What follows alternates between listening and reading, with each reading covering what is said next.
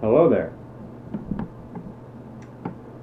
So, here I am at 18. No job experience, no life experience. Everything is worldly, and I don't know what to do with myself.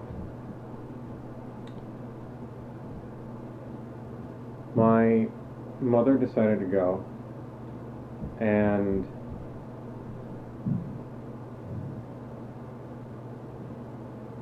take me with her to a friend's house because we kicked him out. We didn't want to see, we didn't want to hear, we didn't want to have anything to do with his moving process because we both knew that it was going to be, oh, I'm sorry, please forgive me, I didn't know what I was doing, anything to get us to not do what we were going to do. And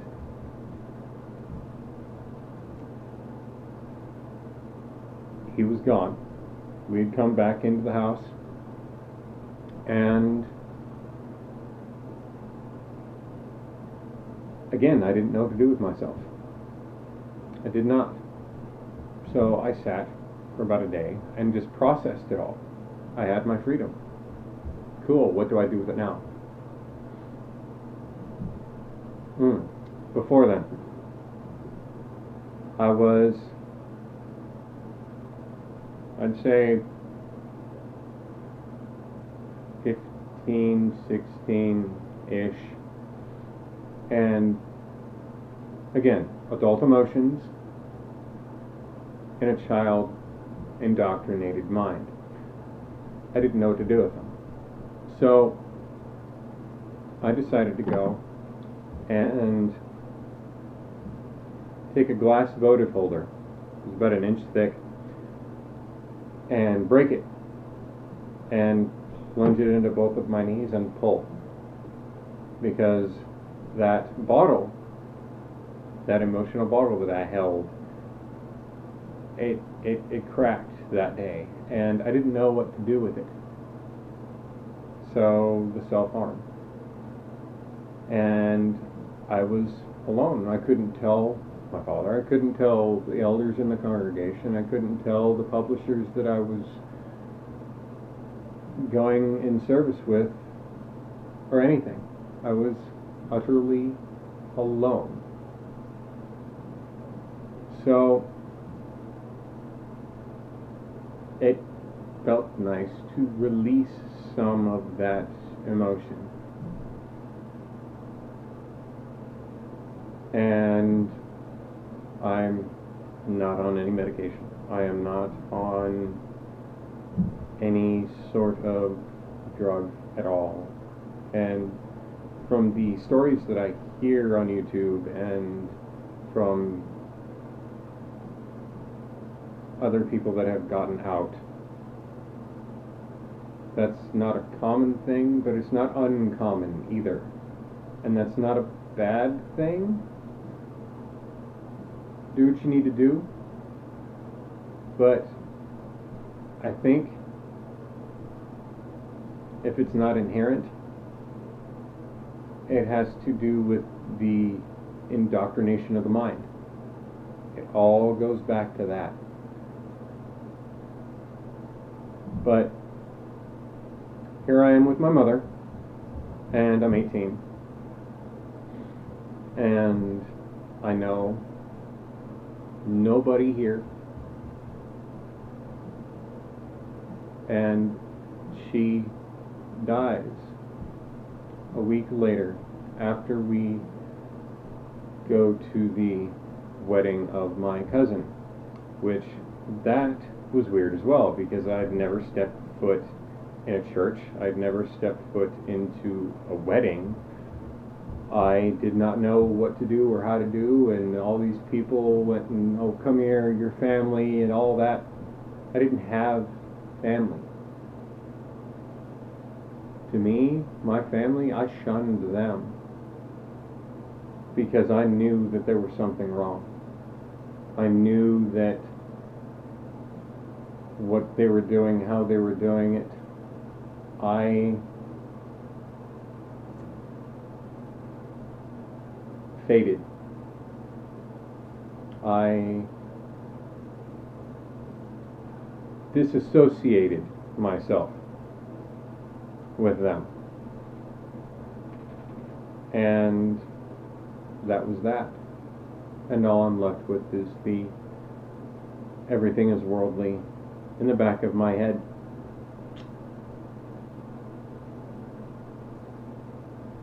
So, after she dies,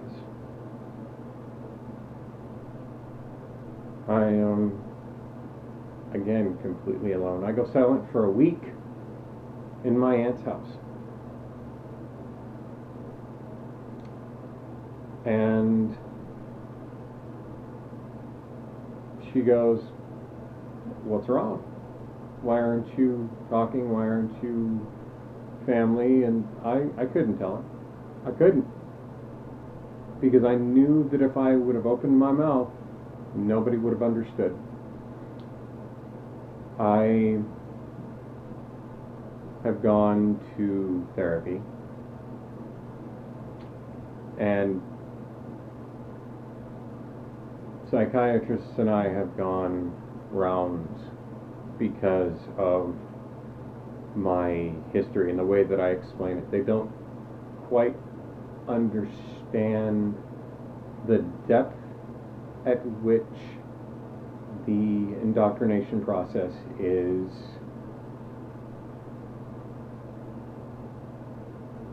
cemented into the brain.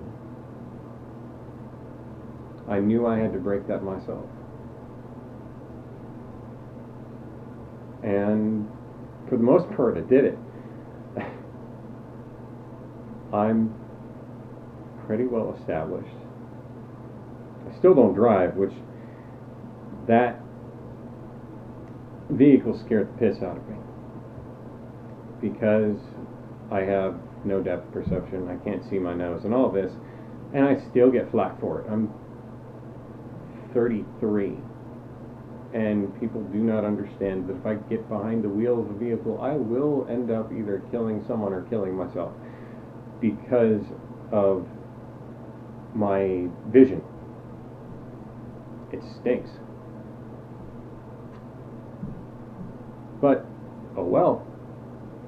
I am who I am how I am, and everybody else who naysayers and whatnot in my personal life, they can basically shove it because they don't know. And I'm not going to explain myself about how I do what I do, because one, it's none of their business, and two, even if I did, they wouldn't understand. They wouldn't, because they're worldly. Ex-Jehovah's Witnesses and people that are fading and whatever. I have a feeling that you know what I'm talking about. And congratulations. I'm glad you found your freedom too. However you did that.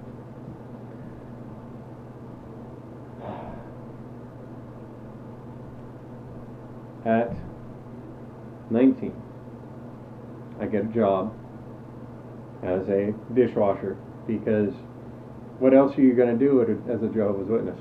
Clean windows and do manual labor and clean carpets and do locksmithing and anything that has nothing to do with higher education? Of course you do. So, I have all this money, and I have rent. I have no idea what to do with my money. I don't know, because it wasn't taught to me how to manage bills and daily life and things that people take advantage of and for granted. I was not taught. I had to learn that by trial and error. And I ended up around the wrong crowd.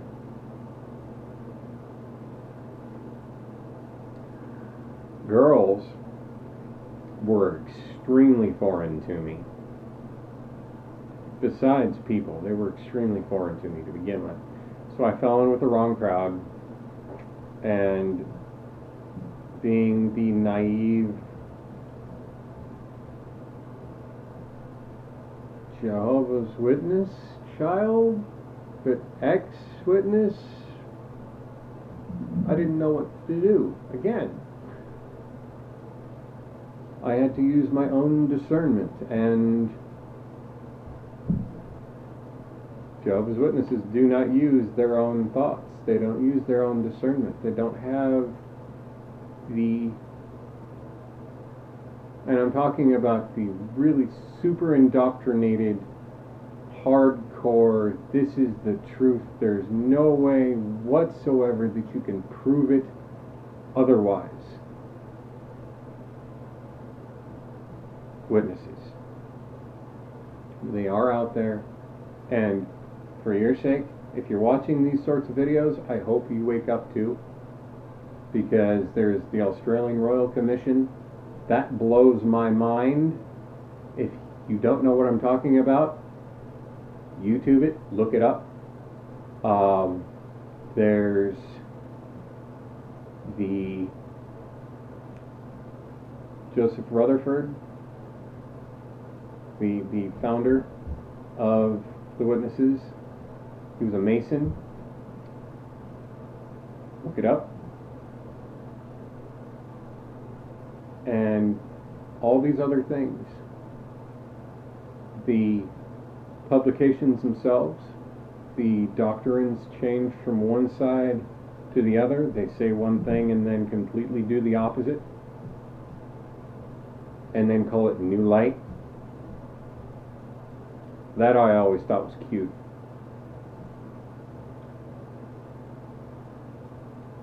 But I was in a place of my own. I had money, didn't know what to do with it, and fell into the wrong crowd, like I said. Got out of the wrong crowd, and wanted companionship, because as a witness, you don't get that outside of the religion, outside of the cult. And see, I still have trouble still saying cult, because that's what it is. And you'll find that out if you do research outside of the religion, like you're not supposed to. Don't free think. It's not a good thing. What kind of sense does that make? You tell me. Oh, and by the way, if you have any questions or comments or anything else, put them in the description below. I will answer them to the best of my ability. And share this on Facebook and YouTube and whatever else. Share it. Mike and Kim's, share their videos. Spoonfed No More, share her videos. The Great Apostate, love his videos, shout out to him. Share every single XJW video that you can. Get the word out. It will help. Again, thank you very much for waking me up and helping me wake up. Until next time, Black Sheep.